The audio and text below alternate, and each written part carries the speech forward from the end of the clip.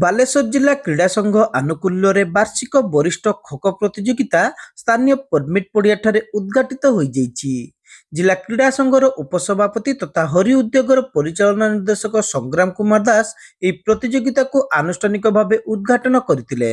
କାର୍ଯ୍ୟକ୍ରମରେ ଅନ୍ୟତମ ଉପସଭାପତି ଜଗଦୀଶ ଚନ୍ଦ୍ର ବେହେରା ଅଧ୍ୟକ୍ଷତା କରିଥିଲେ। ଏହି ଅବସରରେ କ୍ରୀଡ଼ା ସଂଘର ସାଧାରଣ ସମ୍ପାଦକ ସ୍ୱର୍ଗତ ଅଦୀପ ଦାସଙ୍କ ଉଦ୍ଦେଶ୍ୟରେ 1 ମିନିଟ୍ ନୀରବ ପ୍ରାର୍ଥନା କରି ଶ୍ରଦ୍ଧାଞ୍ଜଳି ଜ୍ଞାପନ କରାଯାଇଥିଲା। କ୍ରୀଡ଼ା ସଂଘର ଖୋଖୋ ବିଭାଗର ଯୁଗ୍ମ ସମ୍ପାଦକ ତଥା ଓଡ଼ିଶା ଖୋଖୋ ସଂଘର ଯୁଗ୍ମ ସମ୍ପାଦକ କାର୍ତ୍ତିକ ଚନ୍ଦ୍ର ନାୟକ ସଭା କାର୍ଯ୍ୟରେ ସଂଯୋଜନା କରିଥିଲେ। ସହ ସାଧାରଣ ସମ୍ପାଦକ ତଥା କାଉନସିଲର ପଦ୍ମଲୋଚନ ଲେଙ୍କା, ବରିଷ୍ଠ ସଦସ୍ୟ ସୁକାନ୍ତ ନାୟକ, ଜିଲ୍ଲା ଆଥଲେଟିକ୍ ଆସୋସିଏସନର ସଦସ୍ୟ ଇଞ୍ଜିନିୟର ବିଭୁପଦ ଦାସ ଏଥିରେ ଉପସ୍ଥିତ ରହି ବକ୍ତବ୍ୟ ପ୍ରଦାନ ସହ ଖେଳାଳିମାନଙ୍କୁ ଉତ୍ସାହିତ କରିଥିଲେ।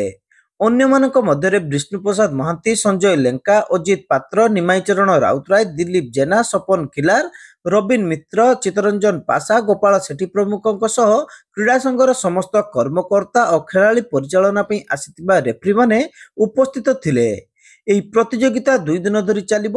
ଏଥିରେ ବାଲେଶ୍ୱର ଜିଲ୍ଲାର ବିଭିନ୍ନ ଅଞ୍ଚଳରୁ 9ଟି ମହିଳା ଦଳ ଏବଂ 11ଟି ପୁରୁଷ ଦଳ ଅଂଶଗ୍ରହଣ କରିଛନ୍ତି।